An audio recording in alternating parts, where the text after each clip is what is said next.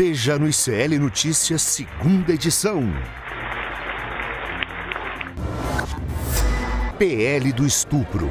Arthur Lira sente a pressão e pode adiar votação do projeto que dá a pena maior para a mulher que aborta do que para o estuprador. Porque carregar uma gestação nessas condições é tortura. No palco internacional. Pergunta inteligente agora. Enquanto no Brasil, mídia e mercado atacam Lula, na Suíça, presidente defende Haddad. Haddad é um extraordinário ministro. Não sei qual é a pressão contra Haddad. Cobra a taxação dos super ricos no mundo. Estamos falando de 3 mil pessoas que detêm quase 15 trilhões de dólares. Na mira da oposição e da Faria Lima, ministro da Fazenda diz que governo vai revisar corte de gastos. Exclusivamente. O ICL Notícias, segunda edição, está no ar.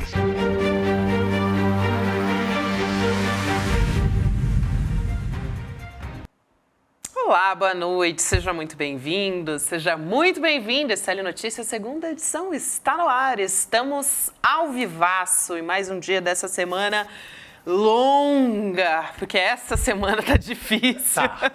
Sempre é pauleira, estamos no Brasil, mas a pauta dessa semana foi para castigar. Se é que é possível, boa noite, Rodrigo Viana, boa noite, Chico Saia. Não, mas a gente está aqui para isso, para tentar dar boa noite.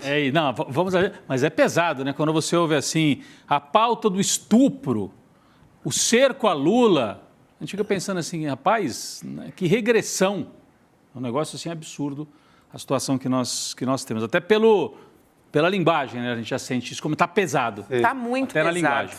Estava conversando com o Lindener Pareto, nosso professor aqui do ICL, sobre essa pauta do aborto, e a gente estava, olha que coisa maluca, na Constituinte a gente estava discutindo retroceder na pauta do aborto e agora a gente está de novo em 2024. Parece que o aborto, o Arthur Lira deu uma segurada no PL, né, sobre o aborto, que vai criminalizar as vítimas e não o estuprador, né? A vítima seria mais penalizada. Ontem aprovou o regime de urgência, quer dizer, não precisa passar por comissão especial, vai direto para o plenário, mas ele deu uma segurada por enquanto nessa votação, porque a comoção está crescendo, ainda bem. Foram 24 segundos terríveis do Arthur Lira. Ele está terminando a gestão dele como o pior presidente da Câmara de todos os tempos. Doutor Ulisses dizia que cada legislatura é pior do que a outra, mas eu acho que o Arthur Lira, ele acaba como o pior que já tivemos. Truculento demais, né? Truculento, assim, autocentrado, mas houve uma reação forte nas redes, né? Vamos começar por aí? Vamos começar por aí. Então, nas redes, na sociedade, no noticiário, muita gente reagiu a essa votação. Sabe aquela história de gol relâmpago? Começa o jogo, já sai o gol, você nem percebeu o que aconteceu. Só que quando é gol, jogo de futebol, tudo bem. Agora, ali, o Arthur Lira fez uma votação que muita gente nem entendeu o que estava acontecendo. Para passar no rolo compressor. Passar assim mesmo. Para não ter que ninguém levantar a mão para aprovar. Passar o quê? Ainda não aprovou o projeto, mas aprovou a urgência. É meio complicado, mas acho que o nosso público aqui já entendeu isso, né? Quer dizer, aprovaram que esse projeto absurdo, que pune as mulheres estupradas, esse projeto passa na frente dos outros, para agradar a bancada evangélica. Quando a gente fala isso, eu fico até pensando nos evangélicos que levam a sério a religião, que professam com, assim... E tem muitos, né? Devem ficar até sentidos, né? Porque bancada evangélica virou sinônimo de bancada da bandalheira, de bancada da truculência, em parceria com o Arthur Lira. Desde ontem começou a circular, e por isso eu digo que o noticiário é muito pesado, a seguinte expressão nas redes sociais: a bancada do estupro. A gente já tinha no Congresso Nacional a bancada da Bíblia, que são esses evangélicos de extrema-direita, a bancada da bala, que é esse monte de delegado, capitão, sargento e tal, e a bancada do boi, que é o agronegócio, BBB, boi, bala e Bíblia. Agora tem a bancada do estupro, que coisa pesada, gente. Mas É pesada a ação deles e tem que ser forte a reação. E foi. Eu tenho aqui a postagem, por exemplo, da deputada Fernanda Melchiona, que fez uma postagem justamente chamando a atenção para isso. Olha aqui. Estes são os parlamentares que propuseram o PL dos estupradores. Eu acho até bom, PL dos estupradores. Tem até um duplo sentido, porque a maioria pertence ao PL, Partido Liberal. PL aqui é projeto de lei, mas é o PL dos estupradores. Aí vem Eduardo Bolsonaro, Nicolas Ferreira, Bibo, Júlia Zanata. Triste também ver algumas mulheres aqui, né?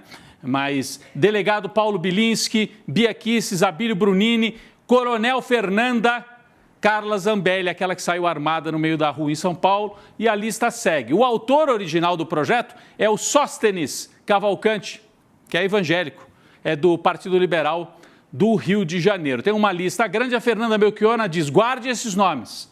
Esses são os deputados e deputadas que propuseram o PL 1904, que transforma as vítimas de estupro em criminosas, equiparando o aborto realizado após 22 semanas de gestação a crime de homicídio simples, inclusive em casos de gravidez resultante do estupro. Que coisa absurda, né, gente? E mais do que isso, o sujeito estupra a mulher, pega uma pena ali de 15 anos, a mulher pode pegar mais. Então, a vítima tem uma penalidade maior do que o autor do estupro. É algo assim completamente medieval, para dizer o mínimo. Então, reação forte, postagens como esta aqui da Fernanda Melchiona, uma forte reação das mulheres. A bancada evangélica é grande patrocinadora desse projeto. E o que tem de pastor? Toda semana quase tem uma denúncia de um pastor que cometeu abuso sexual contra uma fiel ou um fiel, às vezes, depende da orientação sexual do pastor. Comete abuso sexual, diz que tem que fazer sexo com ele, porque senão Deus vai castigar. Olha, antigamente, quando eu era criança, mais jovem, essas denúncias todas envolviam a Igreja Católica, alguns padres, infelizmente, também envolvidos nesse tipo de coisa. Agora, hoje em dia é uma vez por semana, tem pastor estuprador, pastor abusador, pastor que ameaça, pastor que comete tudo que é violência. E aí eles querem criminalizar as mulheres que precisam fazer um aborto. Ninguém gosta, né? Você já conversou com mulheres, a Gabi pode falar melhor do que qualquer um aqui. Qual mulher que gosta de falar, vou fazer um aborto? Ninguém, e nem um parceiro eventual que esteja ao lado. É um drama, né, Gabi? Na vida? Sim, é uma dor, né? Nenhuma mulher faz um aborto porque quer fazer um aborto. É porque ou precisa, porque financeiramente, enfim, não tem nenhuma condição, ou é porque foi violentada, enfim, N motivos. Inclusive, a gente tem abortos que estão previstos por lei, né? Que é o que eles querem retroceder, mas nenhuma mulher quer passar por isso, gente. Imagina, parece que vai ter uma epidemia de aborto. No Brasil, com a descriminalização. Não, e o que é hipócrita, perigoso e lamentável é que eles estão fazendo isso numa onda, sabe para quê? Para desgastar o governo. Assim, é tão triste lidar com a saúde pública, com a saúde das pessoas, nesse grau de responsabilidade, porque eu já vi alguns falando inclusive em ON, quero ver se o Lula vai vetar. Quer dizer, não estão preocupados com a mulher, não é nem um debate religioso, filosófico. Eles fingem que é um debate religioso, filosófico, que já seria contestável, mas na verdade é para desgastar o Lula, para dizer, e aí Lula, vai vetar? Vai vetar e aí nós vamos derrubar o seu veto. Ou não vai vetar, e aí vai se mostrar fraco. É nesse ponto que nós estamos. Então, aí é que entra o Arthur Lira, porque por mais que assim, 30, 40, 50 deputados, pastores, tenham força no voto, eles não têm força para mudar a ordem de votação na Câmara, não tem. É ele que tirou do colete. Então, isso é obra pura e simples do Arthur Lira. Aí é que entra o autor da parada toda. É o maquiavélico, porque daí ele quer ficar de bem com essas pessoas. Eu ia colocar aqui uma arte, como a gente chama, que circulou bastante nas redes. Hoje, eu estava falando dos pastores, aquele monte de denúncia. Alguém fez assim olha isso, gente, olha isso, é uma colagem. Pastor suspeito de abuso contra menores em Araruama. Pastor investigado por abusar 3 crianças em Itajá e preso em Goiânia. Pastor suspeito de estuprar adolescentes durante orações. Pastor da igreja da Lagoinha de BH diz que beijou a boca da filha, é um mulherão. Exame de DNA revela que pastor é acusado de 3 estupros. Pastor que disse que crianças abusadas também são culpadas. Gente, se tem alguma epidemia, não é de aborto, é de pastor estuprador e abusador no Brasil. Porque eles estão se achando acima da lei. Assim como a turma das armas, o Bolsonaro deu um liberou geral, aqui também tem um liberou geral. Porque eles estão achando que eles são donos do país, estão querendo transformar o país numa espécie de república religiosa, o que não é uma república, né? É um contrassenso. Mas, olha isso. Então, a gente tem se tem uma epidemia, é de pastores abusadores. E aí essa bancada, que está baseada aqui nesse tipo de apoio social, vai para cima das mulheres. É impressionante. Hoje tem manifestação convocada, né? Manifestações convocadas em São Paulo, no Rio de Janeiro, para ver se dá uma sacudida, para ver se as pessoas vão para cima. Porque a impressão que eu tenho, Chico e Gabi, é que o Arthur Lira está fazendo tudo isso porque ele sente que há uma espécie de amortecimento na sociedade brasileira. Como o Lula está ali sob cerco, o Lula seria o líder do setor progressista, ele não quer confrontar, e aí eles vão passando tudo e dizendo para o Lula, ali, tenta, vem. O Lula está segurando o ministro da Fazenda, que está sob ataque de banqueiro assim como nunca. E aí tem ataque de banqueiro de um lado e o ataque dessa agenda absurda do outro lado. Então a sociedade tem que reagir, né? Qual o limite para a sociedade brasileira, para a parte progressista que ganhou a eleição reagir? Eu nem acho que a gente tem maioria no Brasil para aprovar aborto de maneira completa, mas pelo menos para não retroagir, que aqui nós não estamos falando de liberar o aborto, é o contrário, né, Gabi? Eles estão querendo piorar a lei. Hoje existe uma lei conservadora já no Brasil, é assim, pode aborto em caso de abuso sexual, de estupro, com alguns limites e tal, mas não pode de maneira geral. Outros países têm aborto livre, a Argentina aprovou recentemente. Esse ataque é sobre o aborto legal. Isso, é para reduzir. Do estuprador. É isso. Então, é algo completamente absurdo. Então, tem manifestações convocadas, a gente a qualquer momento pode ter imagens da manifestação em São Paulo ou no Rio de Janeiro. O Arthur Lira sentiu a reação, daqui a pouco nós vamos falar sobre isso. Aliás, daqui a pouco, ao vivo, a Sâmia Bonfim vai estar aqui com a gente. Acabam de me lembrar aqui. Sâmia Bonfim, deputada, que foi uma das que reagiu, ou uma das que reagiram a essa pauta horrível que o Arthur Lira coloca goela abaixo dos brasileiros e principalmente das brasileiras. Ele sentiu a reação que veio das redes, um pouco, mas eu acho que o Arthur Lira sentiu a reação que veio da mídia tradicional. Jornalistas tradicionais, que são parceiras do Lira, às vezes na pauta econômica liberal, mas que nesse caso ficaram indignados. Eu vi, por exemplo, a Miriam Leitão, tem a postagem dela, a gente não pode rodar, mas tem aqui o resumo, ó. Abre aspas, estamos nos transformando num Estado teocrático, um retrocesso que nos leva à Idade Média. A violência do estupro se segue à violência de uma lei contra a mulher. Ela define muito bem, é uma lei contra a mulher. Essa gente da extrema-direita não gosta de mulher, tem um problema com mulher. E a Miriam Leitão está ressaltando isso. Então, a violência do estupro se segue a uma violência da lei contra a mulher, que a considera uma subcidadã que não pode decidir sobre o seu corpo, nem num caso de estupro, gente. O que é isso?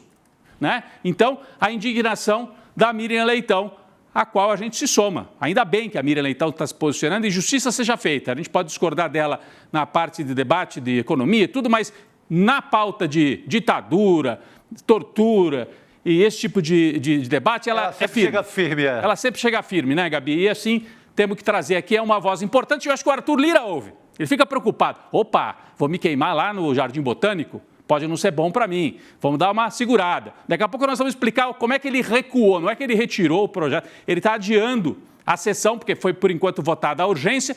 Ele teria adiado o momento de colocar para voto, porque ele sentiu que agora tem muita pressão. Mas, olha, tem também um problema. Uma outra colega da Miriam, lá na Globo News, também fazendo debate, mas olha o que ela trouxe aqui. Acho que é a Ana Flor, né, que é a jornalista. É o próximo registro que a gente tem aqui para colocar na tela. Ao fazer a manifestação contra esta pauta, olha o que ela diz. Líder do governo na Câmara diz que o projeto anti-aborto não é um tema de governo. Aí ela diz, o governo está de joelhos frente a uma oposição que está passando essa boiada. Você vai colocar uma mulher vítima de estupro mais tempo na cadeia que o seu estuprador? Ninguém está falando em ser a favor do aborto. Eu acho curioso ela dizer que o governo está de joelhos frente a uma oposição que está passando a boiada. Porque É como se a culpa fosse do governo. O governo não pautou isso aqui. A gente pode cobrar que eu acho que o governo está com uma posição muito em cima do muro. E vai ser atropelado de qualquer jeito. Podia se posicionar. Agora era a hora de se posicionar. Agora, querer culpar o governo está de joelhos. A Globo, e aí eu fiz uma postagem na sequência sobre isso aqui. Nós temos aqui a minha postagem, um pouco respondendo. Não é que eu discordo da crítica que ela faz ao projeto. Mas olha o que eu trouxe para o debate. A Globo empareda o Lula o tempo todo. Flerta com o bolsonarismo nas pautas econômicas, como a gente vê com o Campos Neto e o Tarcísio Martelada. E depois diz que o governo está de joelhos no tema do aborto. A Globo ajudou a parir a extrema-direita brasileira. E aí é bom para aprender, porque não existe meia extrema-direita, ela é inteira. Se você faz acordo com a extrema-direita na pauta do neoliberalismo e aceita apoiar o Tarcísio e levar o Tarcísio para dentro da casa do Huck com a anuência da Globo, você está aceitando junto à pauta de matar, de tanto faz, estou nem aí, como diz o Tarcísio, para matança. E você está também fortalecendo a extrema-direita que vai apresentar esta pauta e depois os jornalistas da Globo vão dizer, poxa, mas como? O governo está de joelho? O governo está sitiado, inclusive pela Globo. Se você apoia o tal do bolsonarismo moderado, você tem que comprar o pacote completo. Você não pode depois estar reclamando que a polícia está matando demais, que está passando na Câmara tudo que é pauta desse tipo da bancada do estupro. Pois é. Porque é inteiro o pacote. Você brincar com o fascismo, com o bolsonarismo agora dito moderado, você tem que ser responsabilizado também por esse tipo de coisa.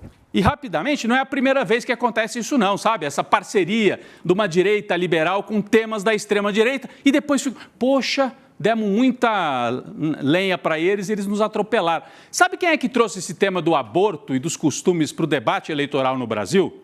Não foi o bolsonarismo, não foi essa extrema-direita de agora.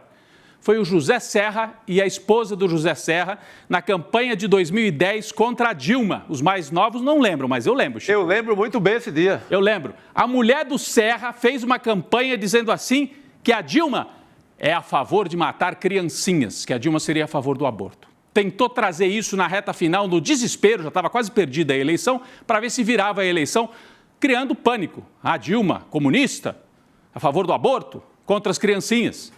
Então, o Serra do PSDB, a maior hipocrisia, porque depois descobrimos, eu lembro que foi uma investigação, inclusive o Zé de Abreu participou disso, ele não é jornalista, mas ajudou nessa investigação, descobrimos que a mulher do Serra tinha feito um aborto. Uma ex-aluna dela de Campinas, infelizmente, é um drama, foi um drama para ela. Uma ex-aluna da mulher do Serra conta, olha, eu não entendo ela estar trazendo isso para a campanha, porque nós, ex-alunas, nos lembramos bem quando ela fez o aborto, ficou muito chateada de fazer esse aborto. Então, essa hipocrisia não dá certo. O PSDB trouxe isso para debate, foi atropelado, e quem ficou com essa bandeira é a extrema-direita. Então, a Globo, quando ajuda a construir a extrema-direita, não, é só na economia que nós somos parceiros. Não, não existe meio acordo com essa extrema-direita perigosíssima. Fizeram o acordo, ajudaram a construir e agora a extrema-direita está aí. Vem para cima das mulheres, vem para cima do governo e vem para cima também dos jornalistas da Globo que tomam um susto. Opa, estão passando o trator. Estão passando o trator porque foram fortalecidos, inclusive, por essa mídia que se acha limpinha e profissional e normalizou a extrema-direita no Brasil, Gabi. Mas eu vou parar por aqui, porque nós temos uma convidada chegando. Eu não sei se ela já está aqui no... Eu queria falar antes da gente chamar... Por favor. Por favor. Porque justamente a gente vai ouvir ela sobre esse projeto de lei que é uma excrescência, né? Já falei a respeito disso aqui. Inclusive, comentário da Deise Oliveira aqui. Vocês já repararam que toda vez que a gente fala deste... ser alagoano, acontece alguma coisa no ICL, cai internet, cai live, não entra vídeo. Bem observado. Bem observado isso aqui. Eu tinha que trazer esse comentário aqui. Mas essa história, ela me deixa muito emocionada, no pior sentido, né, da palavra. E eu, de verdade, depois que eu soube da história que aconteceu e que viralizou sobre essa adolescente, né, que foi estuprada pelo próprio pai numa UTI de hospital, eu não consegui nem dormir direito à noite de saber disso. E assim, basicamente acontece todos os dias e isso eu acho que é fundamental para a gente dizer que o estupro, ele acontece dentro de casa, na maior parte das vezes, 60% dos estupros que acontecem, eles acontecem por crianças, né? Assim, crianças são as vítimas, crianças e adolescentes, então são estupros de vulneráveis, o que é muito assustador, mas a maior parte dos nossos estupros são estupros de vulneráveis. E quando a gente olha essa história, ela é muito emblemática disso, né? De um pai que violenta a filha, e se essa criança, né, ou essa adolescente, no caso a menina tem 17 anos, mas se ela fosse procurar por justiça ou por... E justiça eu digo não só no sentido de justiça, mas de ela poder fazer, né, de poder ter direito ao seu próprio corpo. Ela ia ser ou revitimizada, muitas vezes isso acontece, seja nas delegacias que fazem um atendimento, seja nos hospitais que fazem um atendimento, ou então agora pelo próprio Estado, né? Porque no fim das contas é o Estado, mais uma vez, se colocando acima, tendo o direito sobre o corpo de uma mulher. Mais uma vez, seja para provocar o presidente Lula, enfim, seja para fins políticos, mais uma vez é por meio do ataque a mulheres, a crianças, é por meio da violência que isso acontece.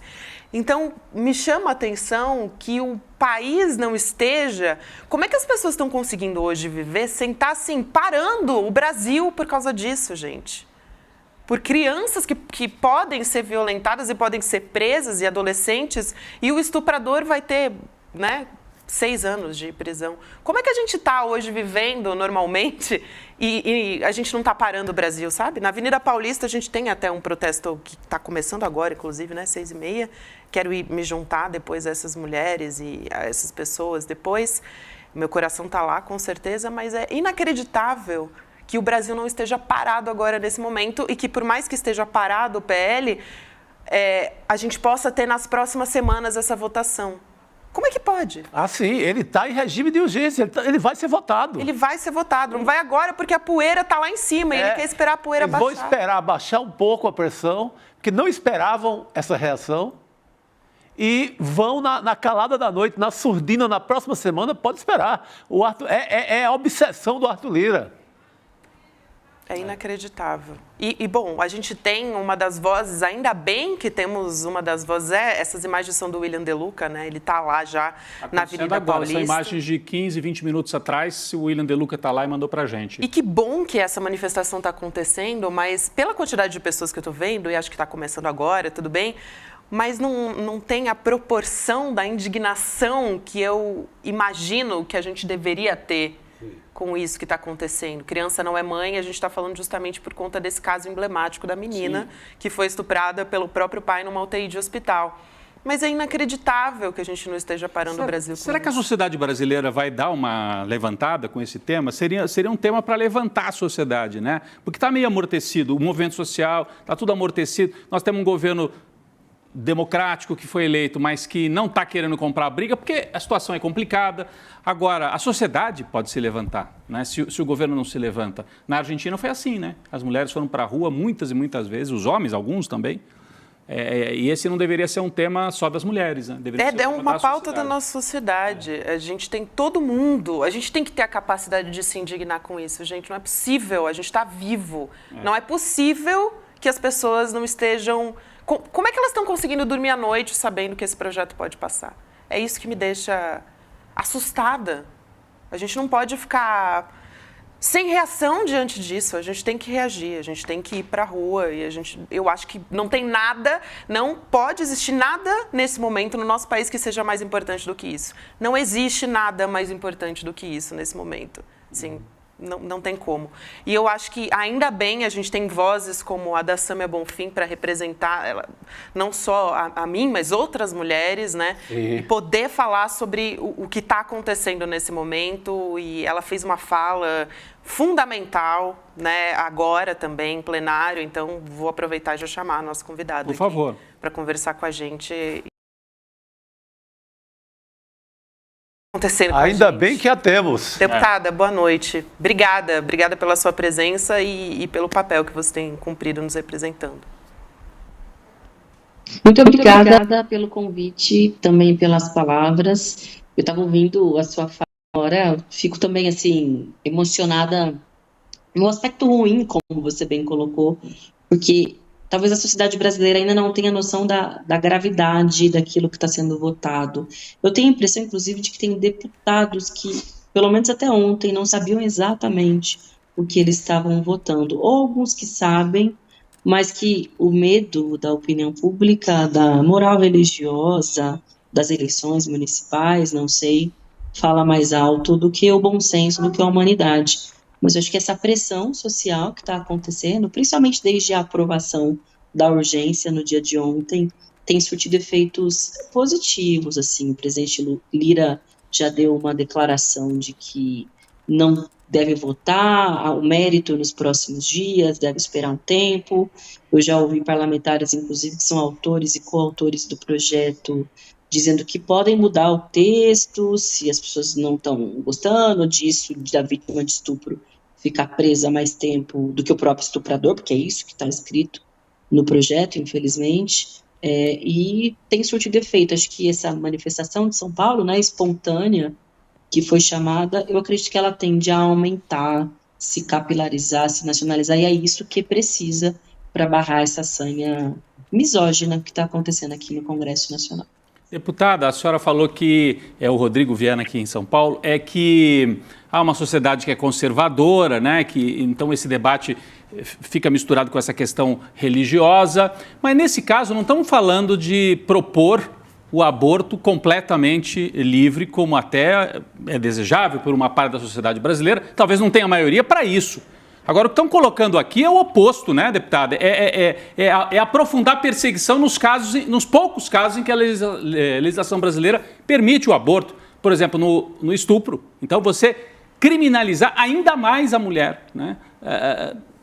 A senhora acha que a maioria que é contra o aborto, nesse caso, como é que poderia se fazer essa leitura? Eles não estão forçando a mão demais ao criminalizar desta maneira a mulher vítima mais criminalizada, mais penalizada do que o próprio estuprador? Será que tem maioria social, mesmo com esse parlamento conservador? Será que tem? Ou eles estão tentando passar assim no atropelo?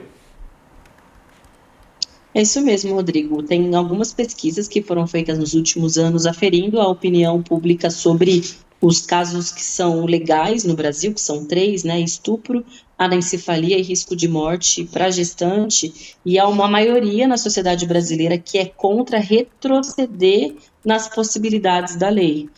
Uma pesquisa da Datafolha do final de 2018 indica que 60% da população é contrária, e uma feita pelo Instituto Patrícia Galvão, é um pouco mais recente, de 2019, 20, se eu não me engano, diz que 70% é a favor de aborto em casos de estupro, que é justamente o caso que trata, né, o PL 1904. Eu acho que isso, inclusive, é um amparo muito importante, e eu quero falar, inclusive, como alguém que é de um partido da base do governo, para que o governo também seja parte ativa para impedir a aprovação desse projeto. Porque o presidente Lula, através dos seus porta-vozes, disse que isso não é uma questão de governo, que não vai tratar daquela chamada pauta de costumes. É uma visão da qual eu discordo, assim, eu venho conversando com, né, os meus pares aqui do Congresso Nacional também, porque isso atinge milhões de mulheres e meninas brasileiras, isso não é um tema ali secundário de costumes, né, porque isso empodera a extrema-direita, eles vão ganhando espaço, vão ganhando caminho. Se passa isso, imagine o que não vai passar amanhã, assim. Se essa atrocidade passa com facilidade, sem resistência, não sei o que nos espera nos próximos anos e meio que nós ainda temos com essa atual legislatura. E porque é uma maioria da sociedade brasileira que discorda desse projeto, que não quer que as mulheres e crianças que foram vítimas de estupro sejam colocadas nos bancos dos réus, né, que elas... anos, pena de prisão, e que os estupradores tenham, se identificados, 8 anos de prisão. Então, acho que esses elementos ajudam a lutar contra esse projeto brutal e grotesco. Enfim, vamos somar forças, e eu espero que o governo também se ampare nessa posição pública para se meter a colher nesse projeto. Literalmente, Chico. Sâmia, parabéns pela sua coragem, pela sua luta aí permanente, não só em Brasília. Mas você tem alguma dúvida que o Arthur Lira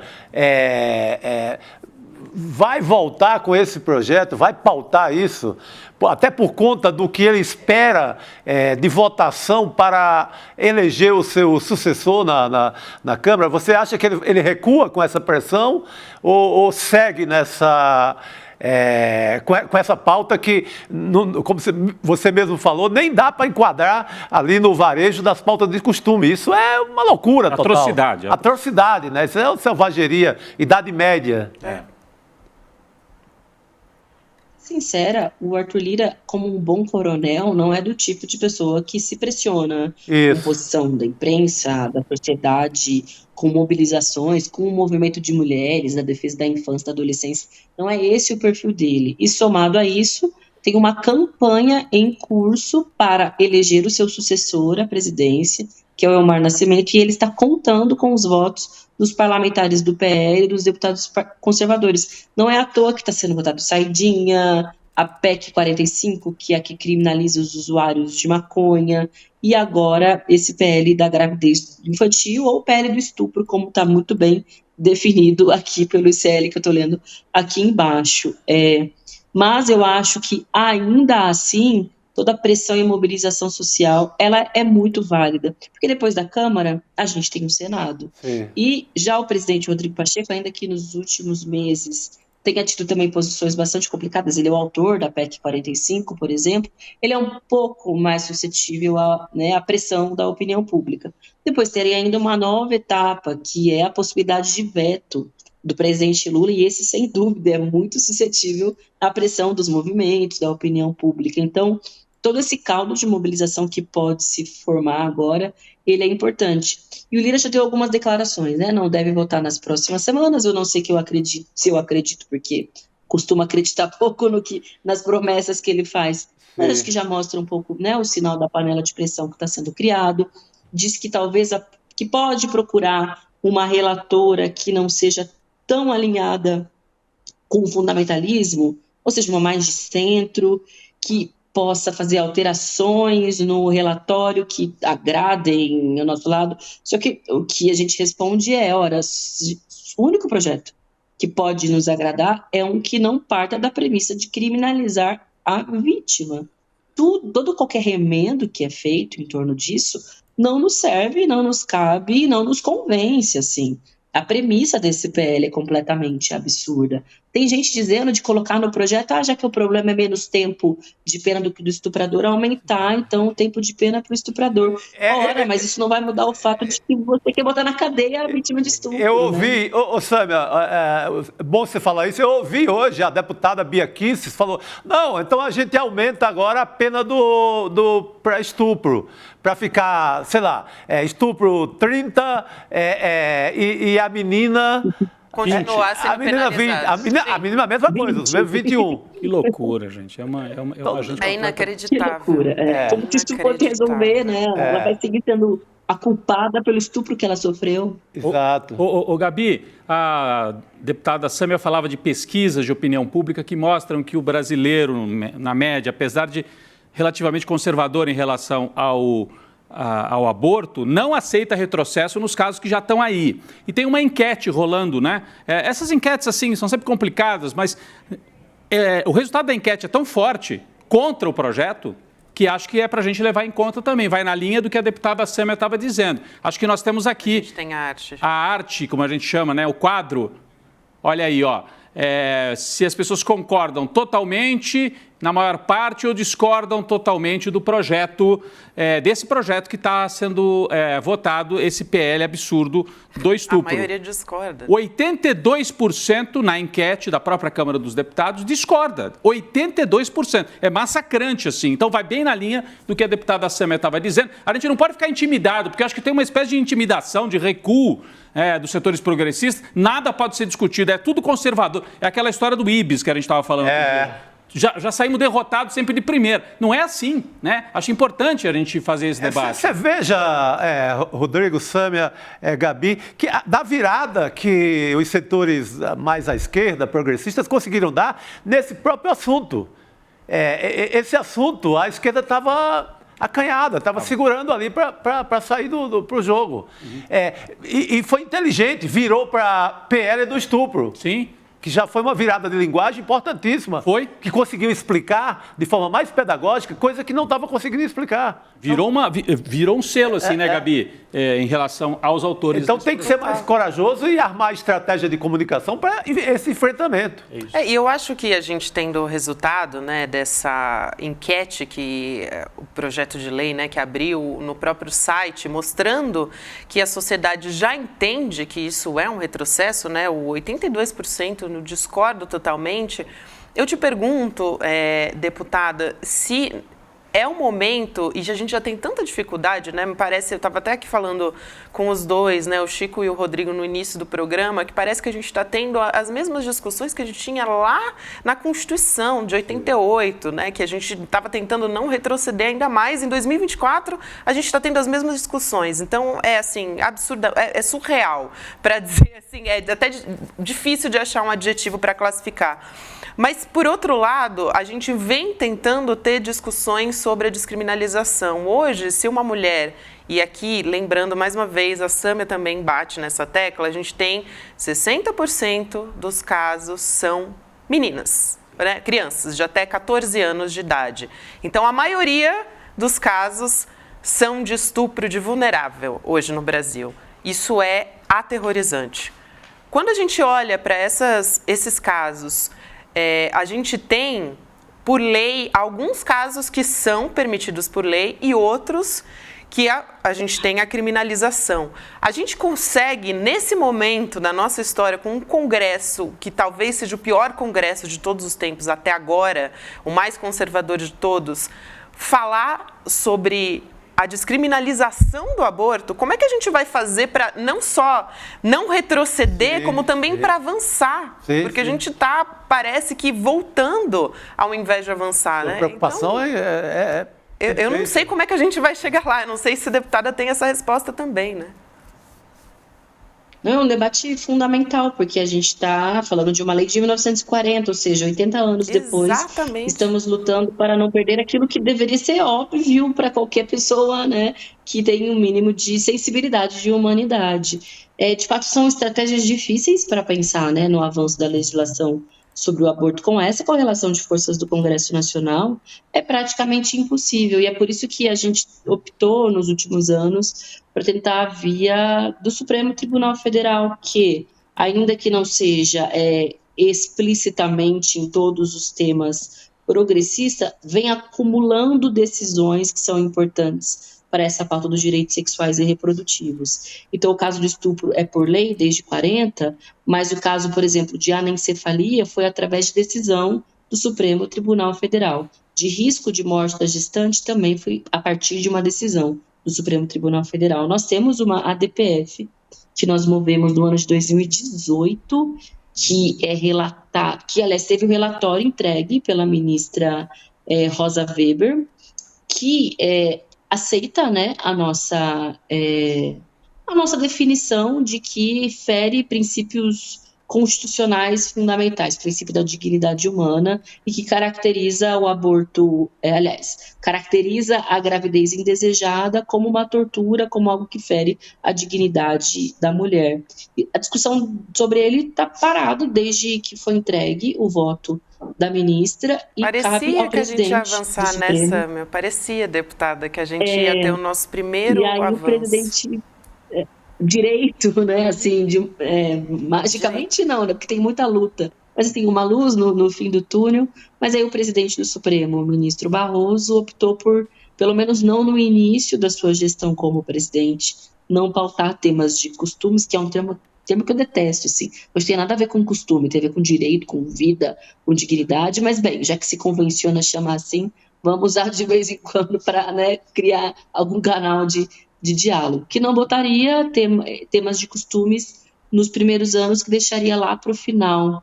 Eu torço, assim, para que esse absurdo que está acontecendo no Congresso Nacional, ao menos sirva para voltar ao debate na sociedade brasileira sobre o tema do aborto, sabe? Tirar o tabu, tirar a cortina da hipocrisia, tirar essa fumaça talvez usar esse momento, que impede, né, de ver que isso é uma realidade da mulher brasileira, e que isso também força, de alguma forma, né, o Supremo a se posicionar. A gente sabe que tem alguns ministros ali que seriam contrários, né, principalmente os que foram indicados pelo ex-presidente inelegível da República. Agora, tem outros, até pelo histórico de posições, que poderiam estar conosco. Então, foi um pouco a estratégia que nós tivemos até então, mas é isso, acho que a pressão, o diálogo, a força do debate das mulheres brasileiras pode mover montanhas, é essa nossa fé, né? A nossa crença, agora, nossas concepções. Gabi, Chico e deputada Sâmia, a deputada falou agora há pouco que os líderes do governo estão dizendo não, isso não é um tema para o governo, etc., tirando um pouco, né? Recuados, estão muito recuados, acho que até demais, sabe? Assim, uma coisa é realismo, outra coisa assim, é recuar demais. Nós temos a fala, o destaque, daqui a pouco nós vamos trazer a do presidente Lula, hein? Nós vamos trazer a do presidente Lula já sobre isso. Mas nós temos aqui a do Silvio Almeida, ministro dos Direitos Humanos e da Cidadania, não é uma fala gravada, mas é o que ele disse nas redes sociais, está aqui na tela. Silvio Almeida, o projeto de lei que propõe equiparar o aborto legal acima de 22 semanas ao crime de homicídio é uma imoralidade, uma inversão dos valores civilizatórios mais básicos. É difícil acreditar que a sociedade brasileira, com os inúmeros problemas que tem, está nesse momento discutindo se uma mulher estuprada e um estuprador tem o mesmo valor para o direito. Ou pior, se um estuprador pode ser considerado menos criminoso do que uma mulher estuprada. Isso é um descalabro e um assinte, disse aqui o Silvio Almeida. Gabi? Fala forte, né? Pronunciamento forte ali. Importante, né? Como a gente poderia esperar do ministro dos Direitos Humanos, né? Exato. Nós estamos preparando, só para a deputada saber, nós estamos preparando aqui a fala do presidente Lula sobre isso. Me parece que ele falou lá no evento em que ele está fora do Brasil. Importante para... Já temos? Vamos rodar? Daí a deputada comenta na sequência? Vamos ouvir? Vamos lá. Sobre a pauta do aborto ontem na Câmara, como é que o senhor... Deixa eu falar uma coisa para você. Você acha que não é justo? Eu acabei de até vir falar de uma coisa que está sendo discutida na Câmara. Deixa eu voltar para o Brasil, tomar pé da situação, aí você pergunta e eu falo com você. Obrigado, pessoal. Sâmia, deputada. Eu acho que nessa volta para o Brasil, acho que é um tempo suficiente para o presidente Lula, de fato, se informar sobre o assunto, ouvir a opinião pública, a repercussão terrível que a votação atropelada de ontem teve na sociedade. A figura do presidente Lula é muito importante, óbvio, na definição se o governo se movimenta ou não sobre a pauta. Até o dia de ontem, a definição era de que não se envolveria. Isso foi dito pelos porta-vozes, tanto dos ministérios, mas também dos líderes aqui no Congresso Nacional. Eu considero, como eu disse, um erro não se envolver pelo impacto que a medida tem e pela força que ela dá à extrema-direita no Brasil.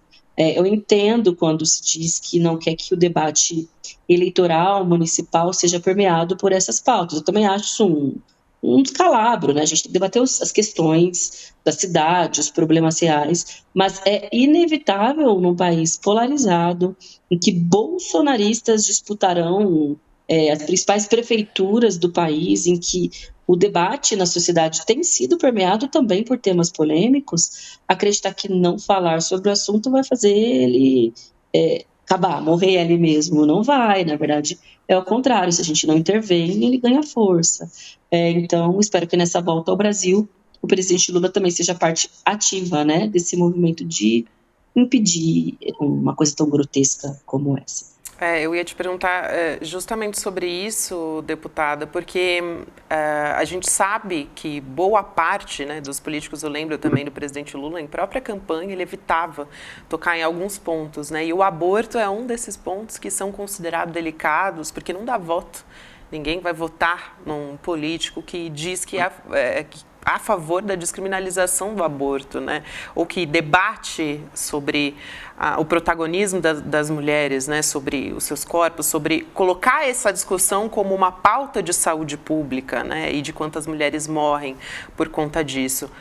Trazendo mais uma vez essa votação do Congresso sobre quanto as pessoas já parece que estão conscientes, ou pelo menos uma parte dessas pessoas estão mobilizadas para estar ali dizendo que entendem que discordam completamente desse PL, talvez seja esse o momento crucial da gente conseguir trazer essa discussão para essa conscientização que a gente normalmente não consegue ter, porque é isso, a gente não pode, o governo não pode se colocar dessa forma porque é delicado para o presidente Lula, porque ele vai cair nas redes sociais da extrema-direita e vão dizer que ele é contra a vida, enfim. Como que a gente faz isso? Esse é o momento da gente tentar fazer isso agora, deputada? Eu acho que é ruim falar assim de que é uma janela de oportunidade, porque é terrível, mas é um momento crucial, né, para que a gente se movimente para evitar uma inércia diante de temas tão graves. Acho, inclusive, que a votação ontem, da forma como foi ali atropelada, eu fiquei muito enraivecida, porque eu entendi por que ele fez aquilo, que era para impedir parlamentares como eu, né, de se manifestarem sobre o tema, mas foi um grandíssimo tiro no pé. Eu acho que gerou mais repercussão, inclusive na imprensa tradicional, que talvez não desse tanta bola para o tema, porque daí foi uma junção de forma e conteúdo, sabe? Assim, você faz em menos de 30 segundos para enganar a população, para que ela não veja o que está acontecendo e que está voltando em algo que parece um filme de terror. Foi assim, um tiro no pé, de fato. Então, acho que é um contexto favorável para que a gente encare o tema de frente. As pesquisas indicam que a gente tem a maioria da população conosco. É grave por si só.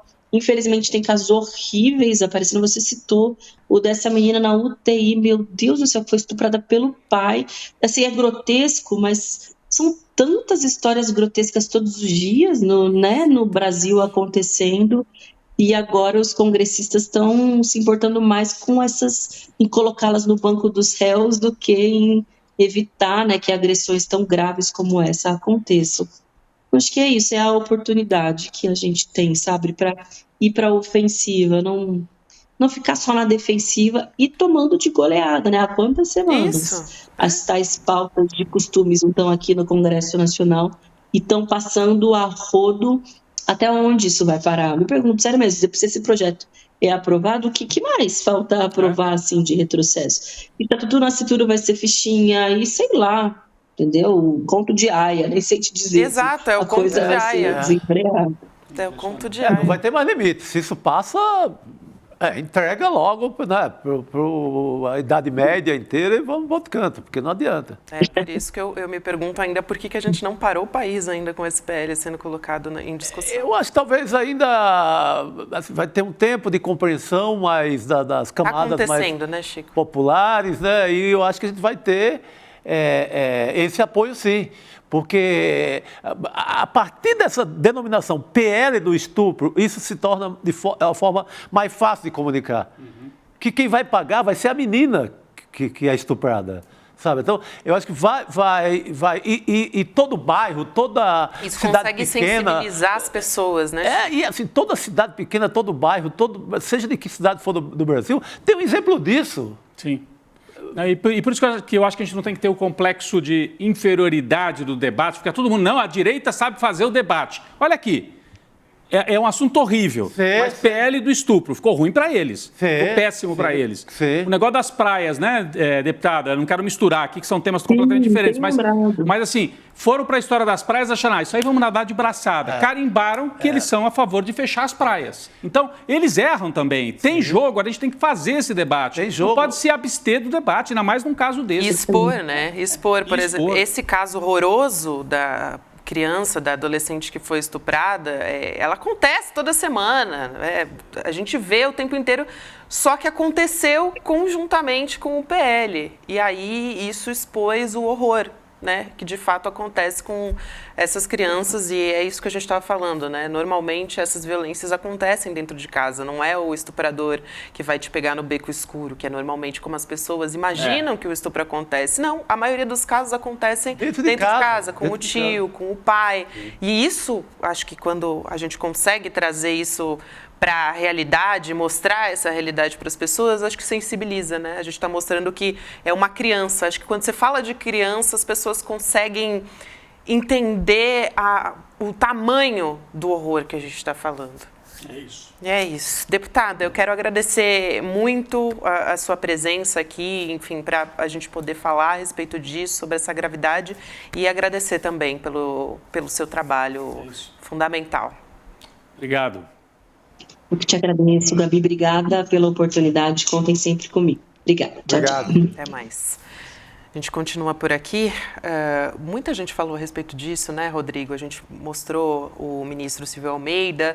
Tem também a fala, por exemplo, do deputado Henrique Vieira. Henrique Vieira, do PSOL, que é importante porque ele é da bancada evangélica. Teve outro dia aqui num programa, numa conversa super interessante com o Eduardo Moreira, né? Então ele é um evangélico de esquerda, um evangélico progressista. Importante ouvir a avaliação do deputado pastor Henrique Vieira, do PSOL do Rio de Janeiro. Vamos acompanhar.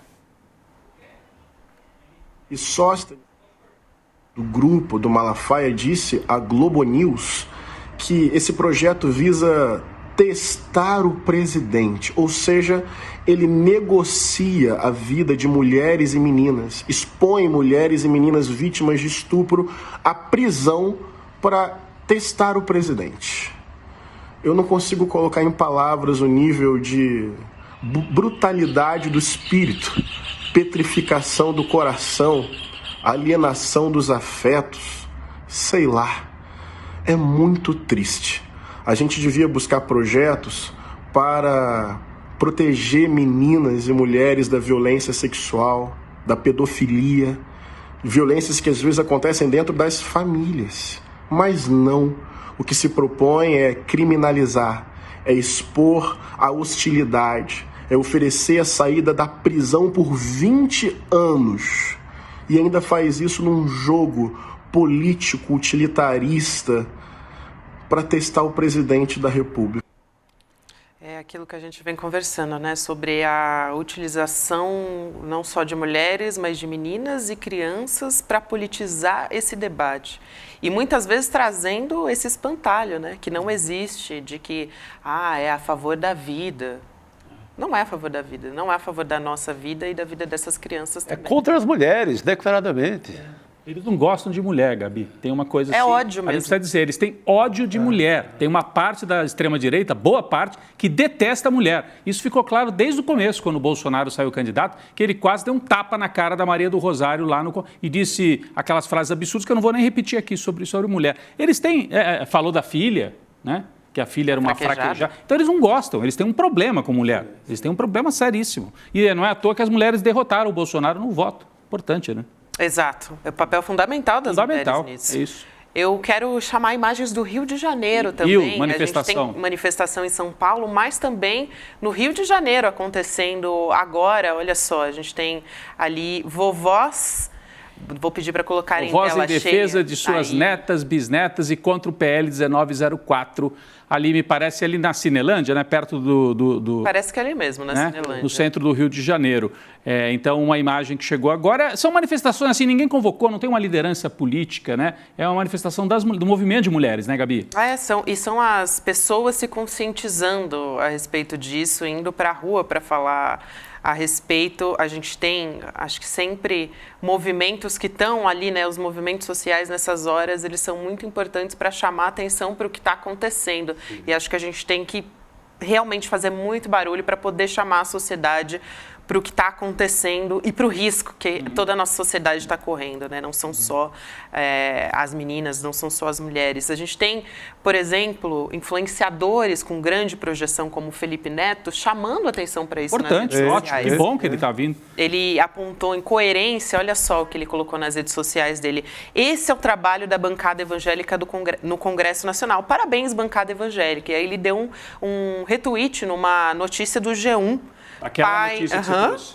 Pai filmado, abusando de filha na UTI pode pegar até 15 anos de prisão, menos que pena para aborto prevista em projeto, que é justamente 20 anos, né? A previsão do projeto que está aí. Ficou bem didático, né? Infelizmente, ninguém queria que um caso desse acontecesse, mas didaticamente está esclarecido. Quer dizer, eles estão protegendo o pai que estupra a própria filha vai ter uma punição menor do que se a filha precisar fazer um aborto depois de um ato de selvageria desse, Gabi? Então, é importante que o Felipe Neto traga esse debate, ele fala com jovens, fala com gente que não é tão politizada, então é importantíssimo que ele esteja entrando também nesse debate, enquanto o presidente Lula, a gente viu, né? A gente falou pouco da fala do presidente Lula, daqui a pouco nós vamos trazer, tem um convidado que vai vir aqui analisar a situação do presidente Lula, consultor político, né, Antônio Augusto, porque o Lula saiu, assim, não, eu vou ver esse assunto depois, né? Ele está querendo medir a temperatura, a hora que ele sentar no avião... Foi ontem, né? Foi em cima da hora depois que o Arthur Lira tinha conseguido colocar em regime de urgência. Ele não pegou nem essa temperatura da Câmara. Da temperatura hoje de rede social e tal, que hoje já mudou muito essa história. Mudou bastante. Ela cresceu muito de ontem para hoje, né? Justamente, eu concordo com a deputada Sâmia Bonfim, justamente porque foi muito rápido. E passou, como aquela coisa de passar a boiada, vamos passar rápido para ninguém poder falar a respeito disso, para a gente não poder discutir seriamente, né? Não vamos ouvir Sâmia Bonfim, Érica Hilton. Aliás, a Érica Hilton também falou a respeito disso, trouxe esse caso da menina na UTI que foi estuprada pelo próprio pai. Vamos assistir mais esse vídeo da Érica Hilton e a gente muda de assunto. Vamos lá, Gabi. Porque também muito boa a fala grave de que uma menina havia sido abusada pelo próprio pai dentro de uma UTI. Caso engravidasse e resolvesse abortar a partir de 22 semanas, ela teria uma punição maior do que a do seu próprio pai. É isso que está colocado. Essa violência, esse grave ataque contra a vida de mulheres, meninas e pessoas que gestam no nosso país. O Congresso Nacional atacando os direitos e retrocedendo de uma legislação que foi aprovada em 1940, garantindo acesso ao aborto legal em 3 casos. Estupro, aquele que coloca em risco a vida da mãe e da criança, e também o caso de feto anencéfalo. Aí a gente está vendo, ela cita até os casos que são previstos por lei e que mesmo assim são dificultados. É bom bater nessa tecla aqui. A campanha da Damares no governo do Bolsonaro pegou o avião e foi atrapalhar uma tentativa de aborto que precisava ser feita no hospital. De uma criança. Uma criança a criança, inclusive, ela teve que sair num carro escuro pelos fundos do hospital, porque tinha uma mobilização religiosa e da extrema-direita na frente do hospital para ela não abortar. Ponto de aia mesmo. É o nível que a gente tem aqui quando a gente fala a respeito do aborto. Mas vamos seguir falando sobre isso.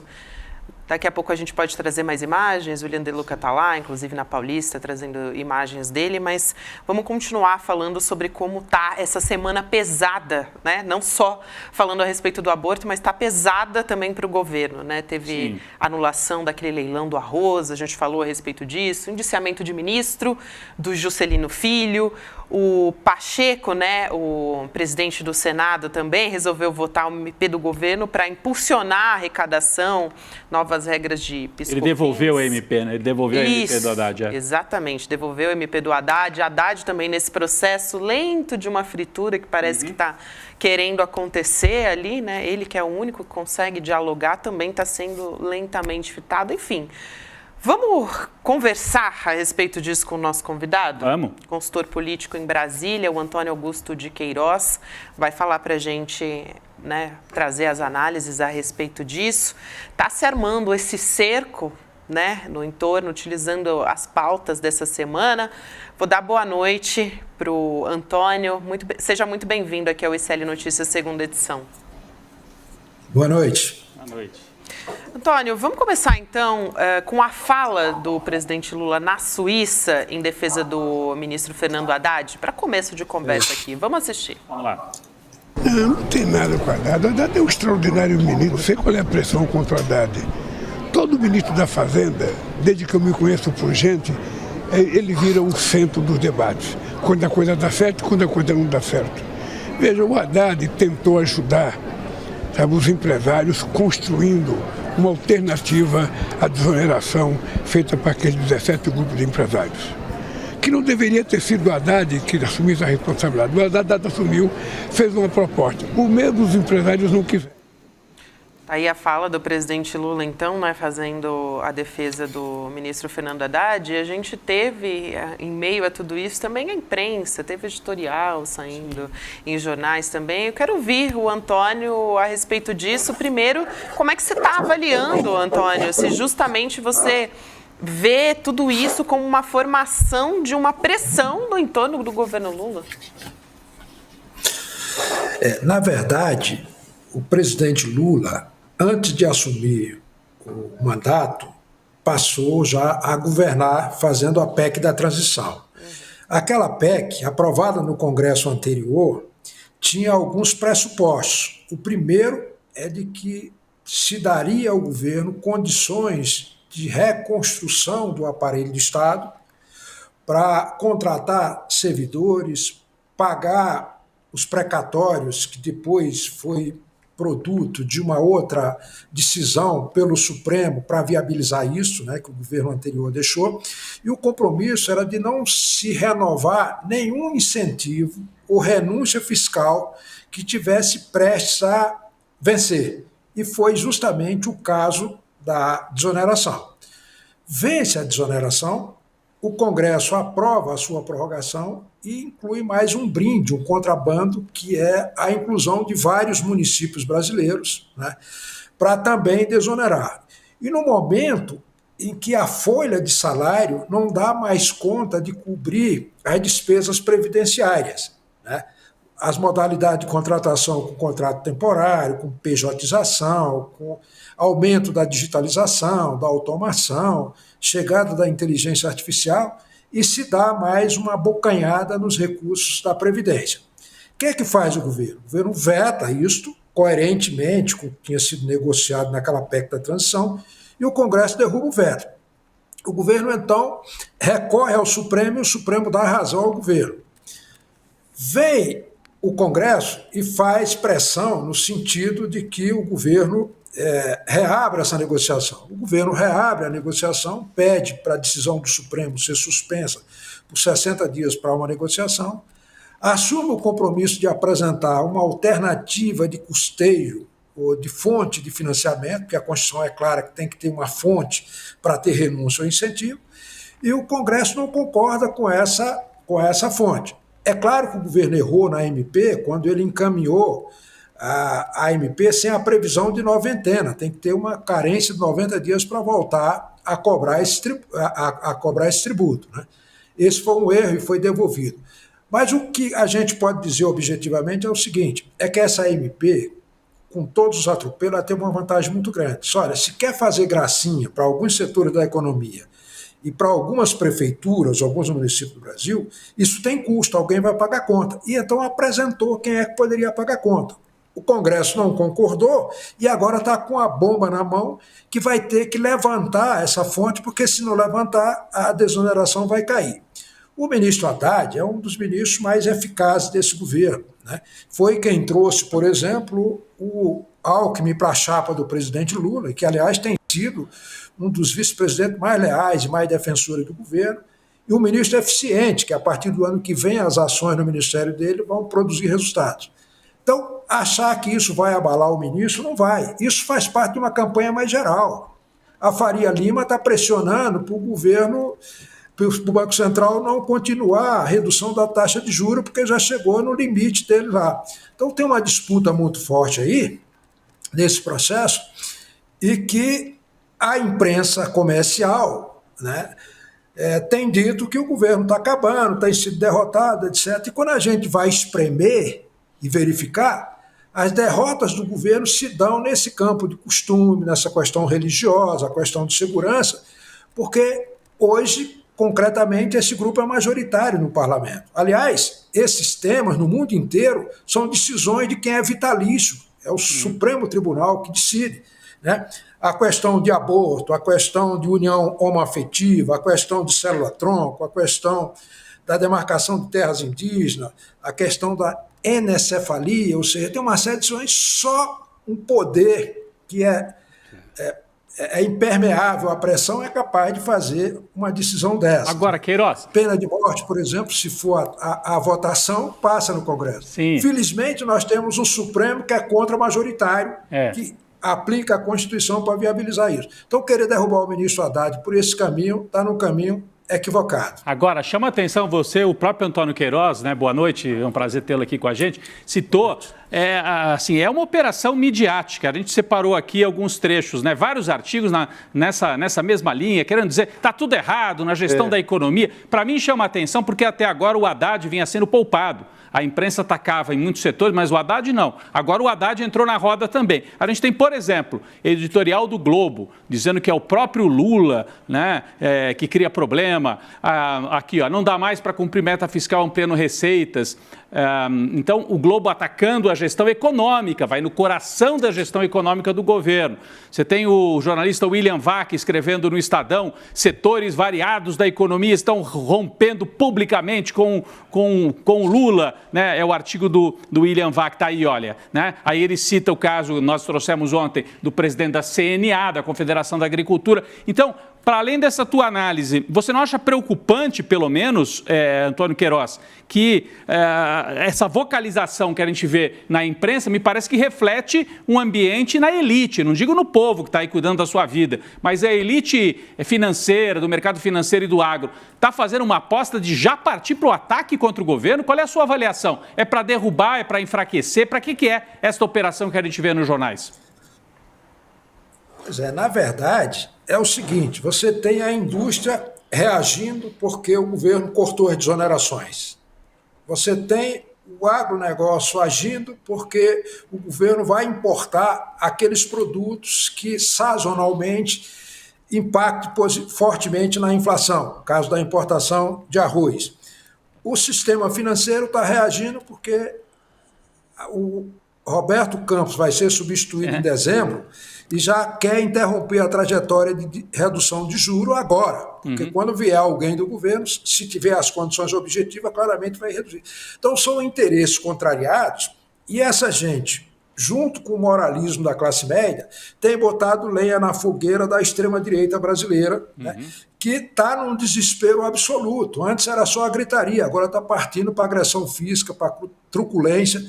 Isso significa que eles estão vendo que daqui a pouco o Alexandre de Moraes, que acabou de sair da presidência do TSE, vai ter tempo de analisar todas aquelas denúncias e vai começar a botar, além dos bagrinhos que já estão na cadeia, alguns tubarões, e isso está preocupando extremamente eles. E aí estão aproveitando o momento de final de mandato dos presidentes da Câmara e do Senado para pressionar essa pauta de costumes. Como os presidentes das casas conseguiram segurar isso até agora, o Lira até mais do que o Pacheco, né, começa a dar alguma sinalização para que tenha alguma composição em torno da chapa que vai ser apresentada por eles, para que o Centrão continue sendo o responsável pela transição que eles esperavam, já que o Lula não fez essa transição que eles gostariam que fosse feita, para que uma força de centro substituísse a extrema-direita, veio mais à esquerda.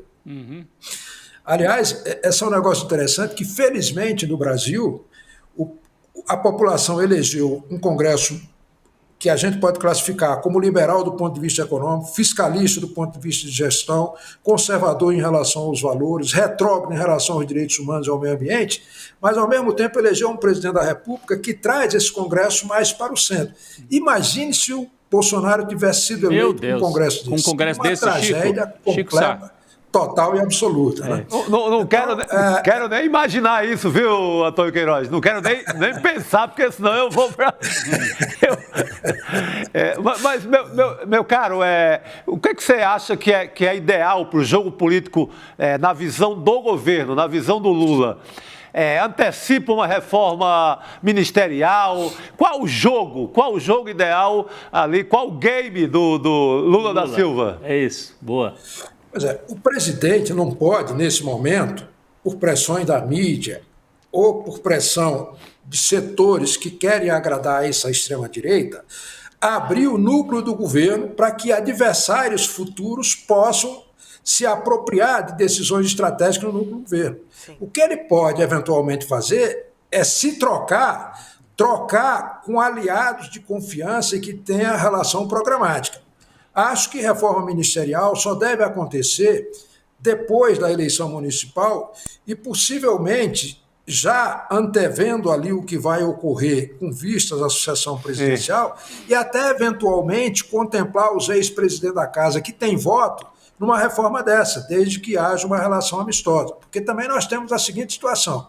O Pacheco, para se eleger em Minas Gerais, ele precisa fazer gestos para os setores conservadores. Já fez alguns em relação ao Supremo, em relação à pauta de costumes, mas ele precisa desesperadamente do apoio do governo para se viabilizar lá. Então ele fica com o pé em duas canoas. O Lira perdeu o apoio, não tem apoio dos 2 senadores, agora perdeu do terceiro, os 2 calheiros, um no Senado e outro licenciado para ser ministro. Tem o governador contra ele, agora perdeu o apoio do prefeito, e se não tiver uma relação razoável, civilizada com o governo federal, vai ter o governo federal contra ele depois que ele sair da presidência da Câmara. Vai ficar 2 anos no sereno. Então ele vai buscar ter uma postura mais de equilíbrio, está fazendo concessões nesse momento à bancada mais extrema-direita, porque conseguiu segurar até agora, mas eu acho que em coisas que ou o Supremo derruba ou o Senado não aprova, né? Então tem ali também uma coisa calibrada. O fato de ser votado simbolicamente, projeto de urgência não se vota simbolicamente. Aquilo ali precisa de maioria absoluta. 257 votos tem que ser nominal. É simbólico porque o pessoal diz, bom, vamos deixar isso aí passar e cá para nós. Para o Lula ter essa extrema-direita no Congresso voltado exclusivamente para essas pautas de costume é ótimo, porque imagine se essa gente estivesse discutindo política pública, o quanto que ia interferir no processo decisório e realmente comprometer em economia, em finanças, em políticas sociais, o desempenho do governo. Então, eles estão cuidando dessa pauta de costume, aliás, pegaram comissões que dão esse tipo de visibilidade, né? E o governo está trocando a máquina do lado de cá. Então, acho que não é momento de fazer a reforma ministerial, não é momento de entrar nessa casca de banana, de pedir a demissão do ministro das Comunicações. O fato do indiciamento dele decorre de uma ação dele quando era deputado, não é agora. E se o presidente sair afastando todo mundo que é indiciado pela Polícia Federal em período anterior ao exercício como ministro, vai cair naquela situação da Dilma, que andou fazendo isso e perdeu completamente o controle e a base do Congresso. Se você tem uma classe média moralista contra o governo, você tem esses setores todos incomodados porque perderam espaço no governo, quer dizer, não tem o que tinha antes, que era a ausência completa de qualquer tipo de fiscalização trabalhista, ambiental e de toda a natureza, né? E o governo, o que se atribui à derrota dele lá no parlamento são, na verdade, vitórias parciais, porque ele zera uma... Vou dar aqui o exemplo do orçamento secreto. O orçamento era todo do Congresso. Quando há mudança, o governo fica com a metade. Isso foi derrota ou vitória? Foi uma vitória parcial. Não recuperou tudo, mas recuperou parte. A questão da desoneração. Perdeu no parlamento lá na disputa, mas recuperou via judiciário, e que agora, numa composição, quem está em desvantagem são esses setores. Sim. Porque se eles não negociarem, não volta não tem desoneração e vai haver reoneração. Né? Então, esse balanço do governo tem que ser feito assim, muito à luz da conjuntura, né?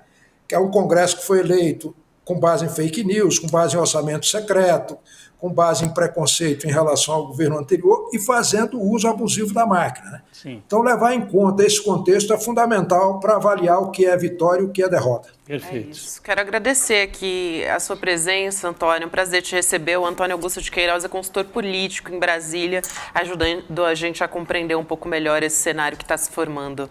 Então, muito obrigada. Até uma próxima. Obrigado, Antônio. Obrigado, querido. Até uma próxima. Um abraço. A gente continua ainda falando, de certa forma, né, de tudo isso que está se colocando. Inclusive, a gente falava agora há pouco a respeito da pauta do aborto, que é basicamente o assunto do momento, né? A gente não tem como falar de outra coisa. Eu acho que isso está gerando um pouco esse sentimento nas pessoas. Eu estou acompanhando aqui o chat enquanto a gente está conversando e ninguém consegue, assim, falar de outra coisa, porque, de fato, as pessoas estão estarrecidas com isso, né? Então, eu vou chamar o Guilherme Amado aqui para participar com a gente. Boa. Queria ouvir o Guilherme Amado sobre isso, né? Porque ele que está todos os dias apurando nos bastidores, né? E como é que está essa história, por exemplo, do Arthur Lira, dando essa recuada depois de ver que o negócio ficou muito feio para ele depois que eles quiseram passar de urgência ali, Da a maneira que torta foi, e a né? direita, exatamente, e como a gente está acompanhando essa história. Amado, boa noite para você, querido, seja bem-vindo aí.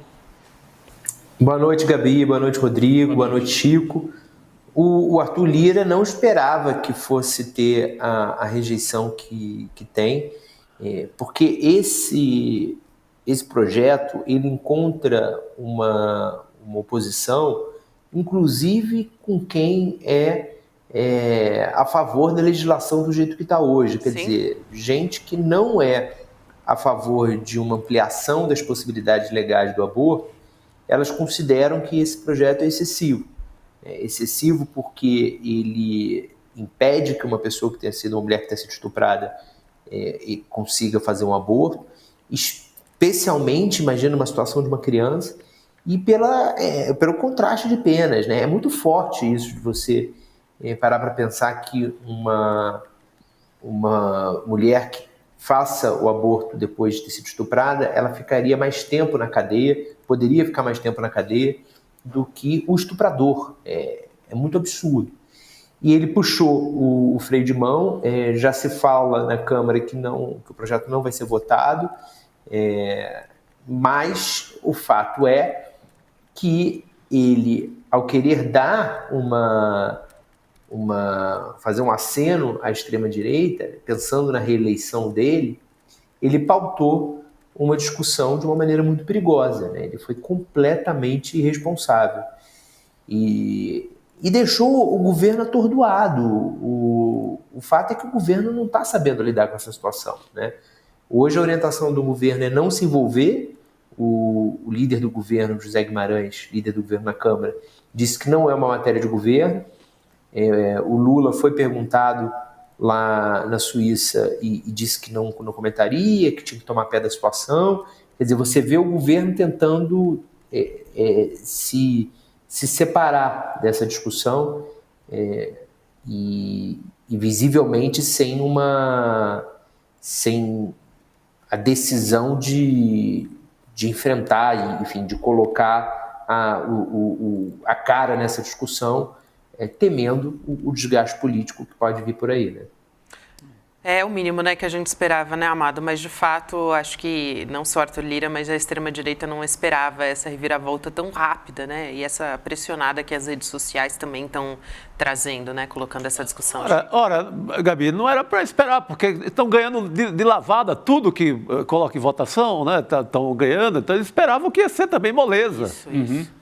Não, e uma sociedade talvez um pouco amortecida. Então, Arthur Lira estava contando com isso, né? Uma sociedade amortecida, e quem poderia liderar uma certa indignação?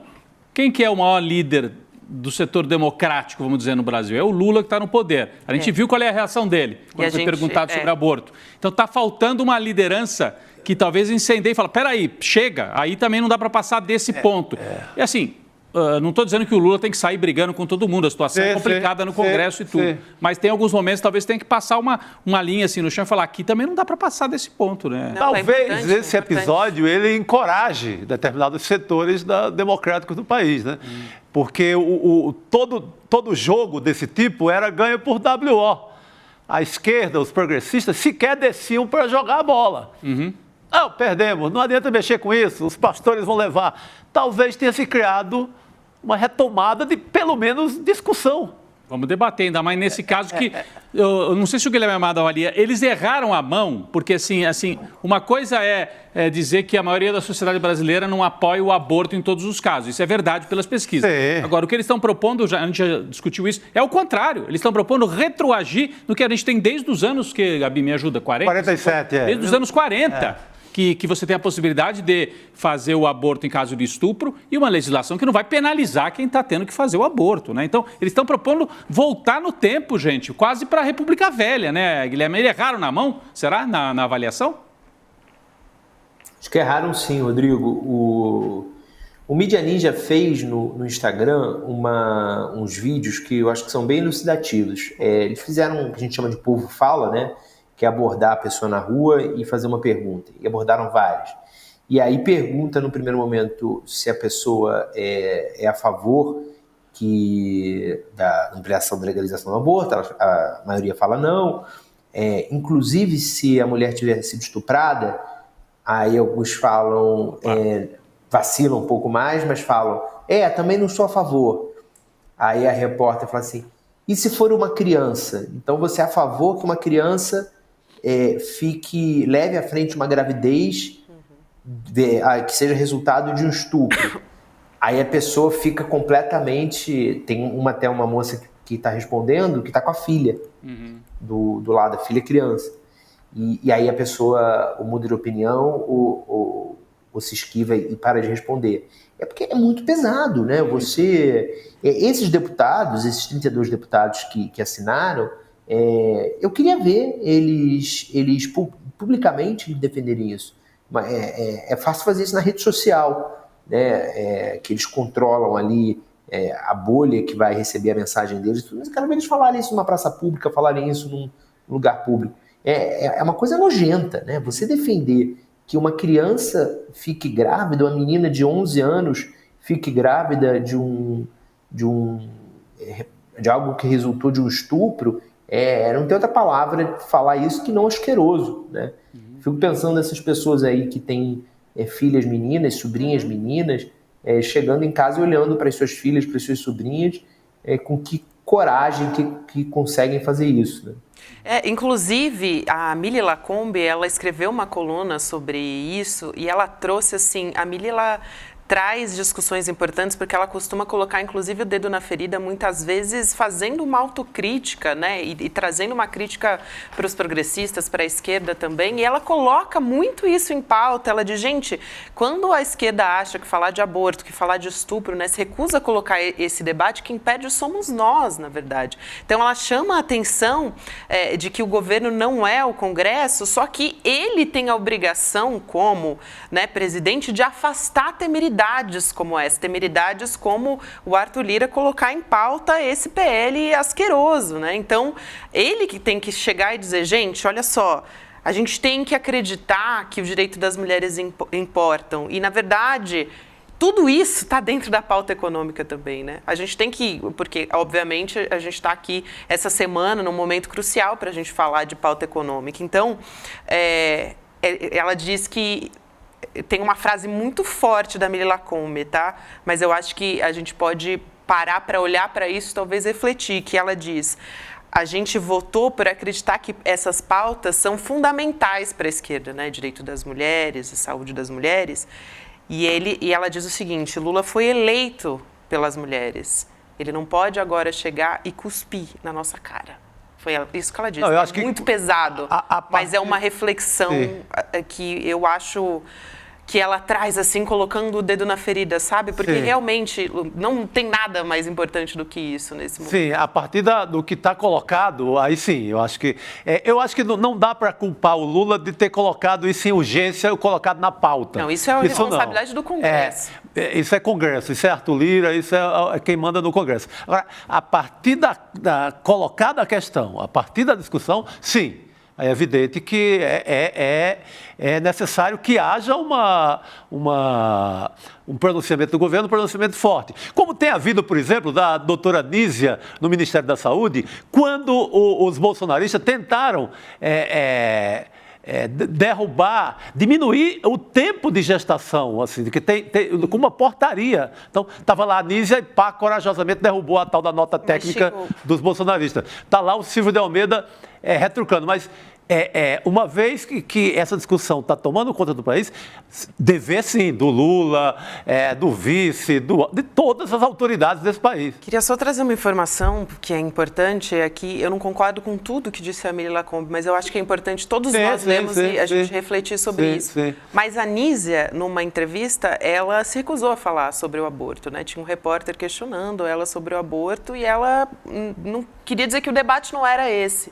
Então, quando a própria ministra da Saúde coloca isso, e eu respeito muito a Nízia Trindade. Porque ela tomou uma decisão importante esse ano. Contra a bancada, contra o que vinha do... O bolsonarismo tentou mudar essas regras, que tem influenciado nos hospitais na prática, que tem dificultado o aborto legal. Sim. O hospital em São Paulo Não passou essa lei aí, infame, que estão tentando passar, do estupro. Já está dificultando. Mas os hospitais de São Paulo estão dificultando na prática. Estão desencorajando. Estão fazendo o que os médicos façam discurso moralista, discurso religioso. Então, já tem na prática, o bolsonarismo está vencendo nos hospitais.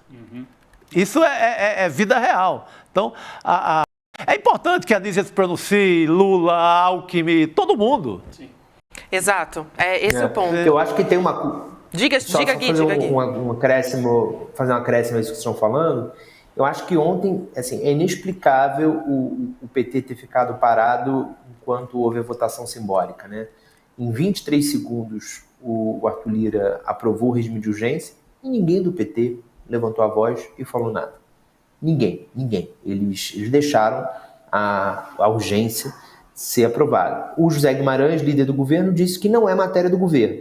Se não é matéria do governo, é matéria de quem? Pelo que você acabou de lembrar, né? Sim. É um governo que foi eleito pelas mulheres. Se não é esse governo que vai tentar, de qualquer maneira, fazer essa cobrança, vai impedir isso, quem vai fazer, né?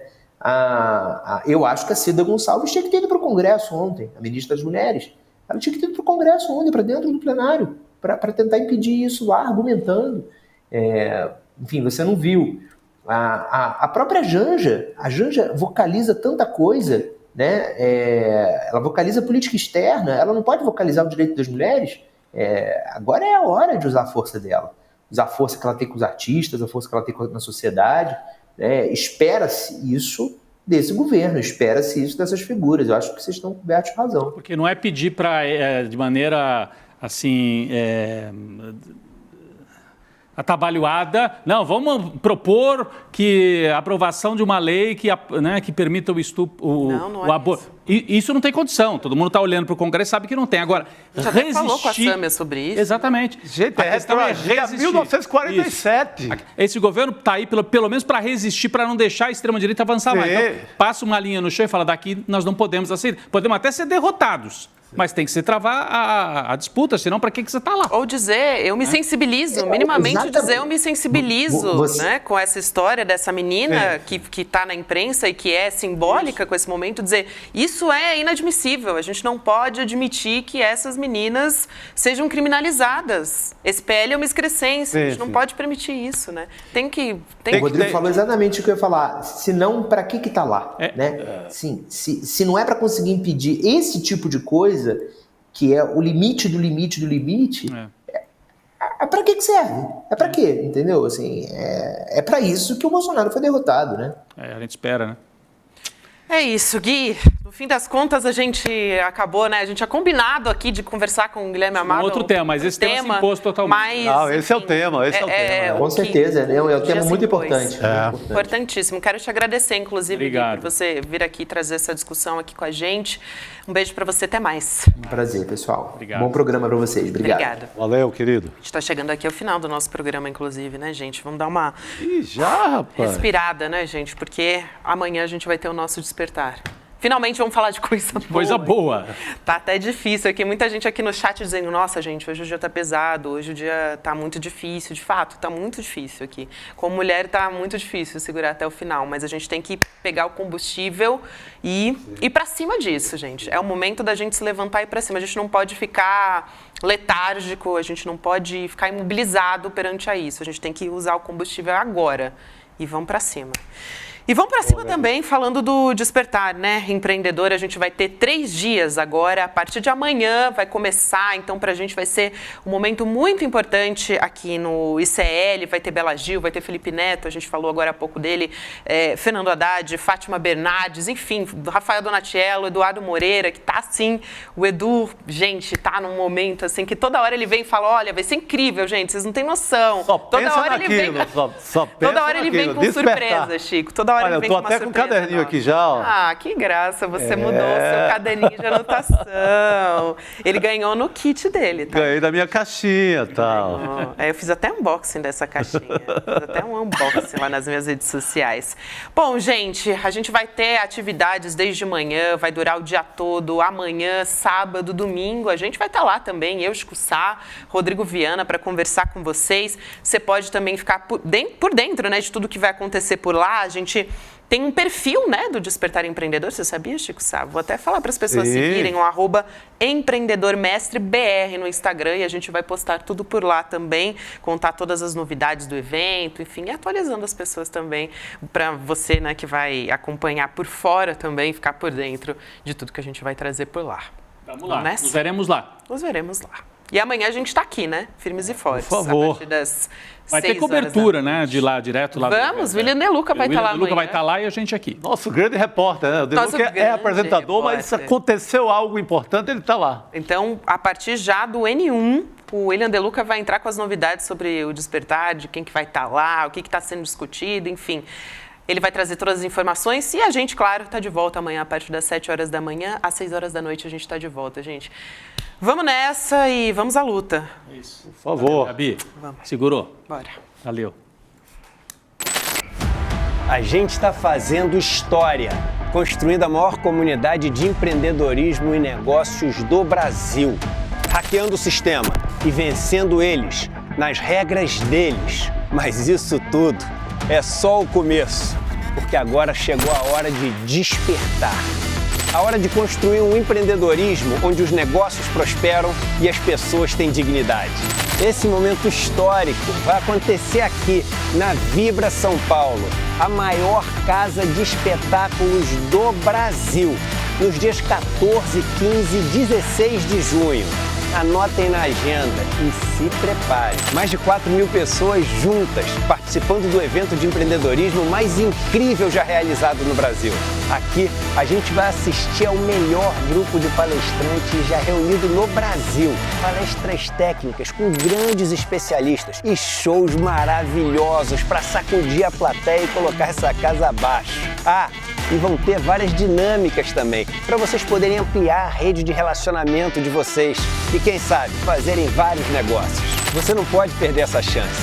Participe do Despertar Empreendedor, esse evento único. Vamos redefinir o conceito de empreendedorismo no Brasil.